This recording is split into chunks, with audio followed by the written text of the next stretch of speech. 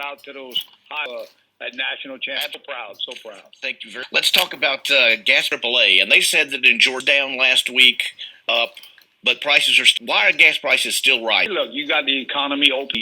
We've come from some as a result of people are moving around, even in spite of the recent news, and we have a supply.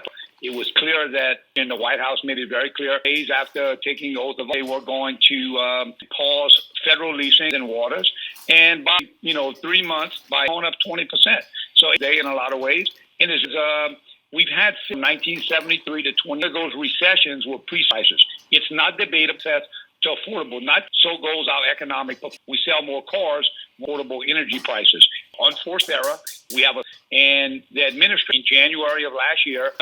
And when it got so bad, energy policy from no, and then when price in October of this year, you could say our energy policy went from no to OPEC to shoot. Yeah. But where I'm from, the word is shoot, but it starts with an S and it ends with a T, but it's spelled a little differently where I'm from in this zip code. And people are angry, and they have a right to be angry because this is a unforced error where we're constricting American supply and at the same time asking folks in OPEC to give us more. I could hardly believe it when I saw that.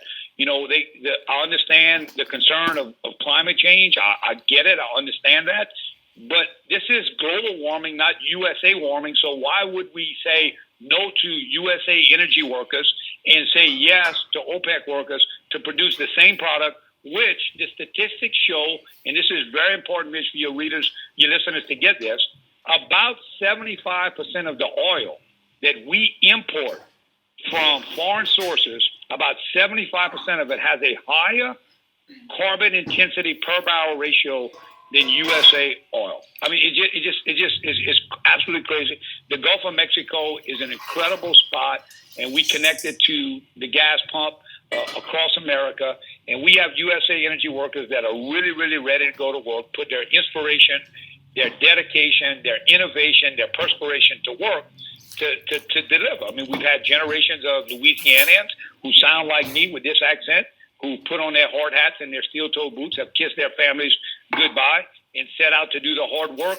of bringing energy to the American people. And now we're being told no under the auspices of environmental concerns, and we get environmental concerns. But while we're saying no for environmental concerns, we're getting inferior environmental production from foreign sources. It's hard to believe. Let me ask you. You touched on this. You basically said that the oil and gas here is better for the environment.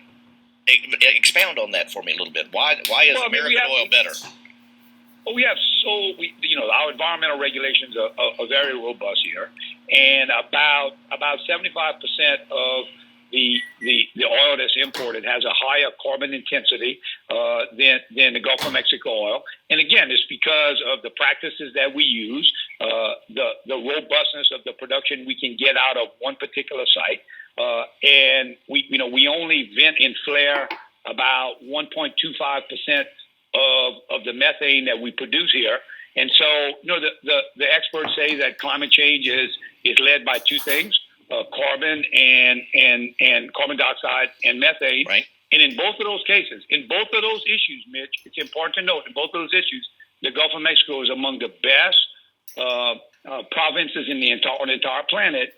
And yet we're being told no to new leases in that area. And of course, a federal judge issued an order directing the White House to actually hold those lease sales. And as a result of that federal order, a lease sale that was delayed actually happened on November 17th. There was a lot of interest in that.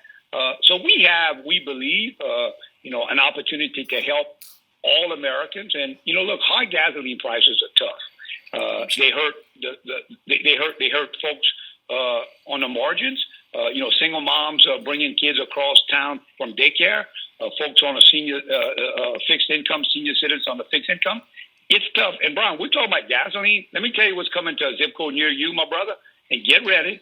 It is really, really high natural gas prices compared to where we've been the last few years, and it's going to affect Georgia. About across America, about 40% of the electricity in America is the source fuel is natural gas. In Georgia, it's 49%.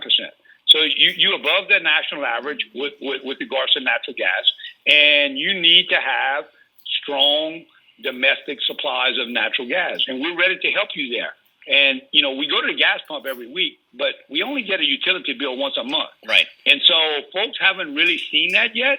There's going to be folks in your listening area, if we continue to have some of these cold spells. I'm telling you right now, we can talk about it in February or March. There are going to be folks in your area who are going to have to make a choice between prescription drugs or paying the utility bill because of these natural gas issues. As I said in the introduction, Gas Buddy thinks the national average for gas could top $4 by spring if we don't make some changes to our energy policy, if the Biden administration doesn't open up some of these domestic fields. Is $4 a gallon possible? Absolutely, it's possible. I mean, when you take a look, you can't vilify an industry. I mean, we haven't been so hostile to an industry in America since the days of Prohibition. And you continue to chill. You send out these strong messages, and people start withdrawing. We've had a significant underinvestment in the energy sector, and that's starting to show up, with a strangled supply. And it's unfortunate, Brian, because I think that there is time for course correction. Somehow, some way, blue states became known as environmental states. Red states became known as energy states. And I think, other than the E of energy and the E of environment, there's a third E out there, and it's called economy. And I think it's purple. I don't think it's red or blue. I think it's purple. And I think most people do indeed care about a robust economy. And when you take a look at the inflation, I mean, we haven't had these kind of inflation numbers since probably 40 years. Yeah. Probably the last time inflation was this high, it was the last time that the Georgia Bulldogs won the national championship in 1980. But truth. Again, there is time for course correction. One of the things that we know that is going on is that the federal government needs to produce what is called a 5-year outer continental shelf leasing plan. That is something they should be undertaking right now. That is a requirement in the law that kind of sets the framework for a robust schedule of offshore leasing. Now, why would we have offshore leasing? We have it for a lot of reasons. Number one, we have it because it's environmentally climate advantage production. It creates jobs, revenue for the federal government. And your listeners would want to know that so much of the money that we generate from offshore goes to fund the Great American Outdoors Act. In Georgia alone, there's going to be $10 million that's going to be used for restoration projects. And you got some amazing natural resource treasures such as the Chattahoochee and the Oconee National Forest. And those are going to be places that are going to receive funds for restoration from the production in the Gulf of Mexico. So we connected to you the gas pump, we connected to you in environmental restoration, and we're connected to you in the economy. And we believe there's an opportunity to help America reduce this pain at the pump. That's an unforced error. We realize we're never going to have the cheapest labor in America, and we don't want the cheapest labor. We obviously have a standard of living that's beyond that. But one of the advantages that we always have had an affordable, reliable energy source, predictable, and we're losing that. We're losing that advantage. We're giving that to China.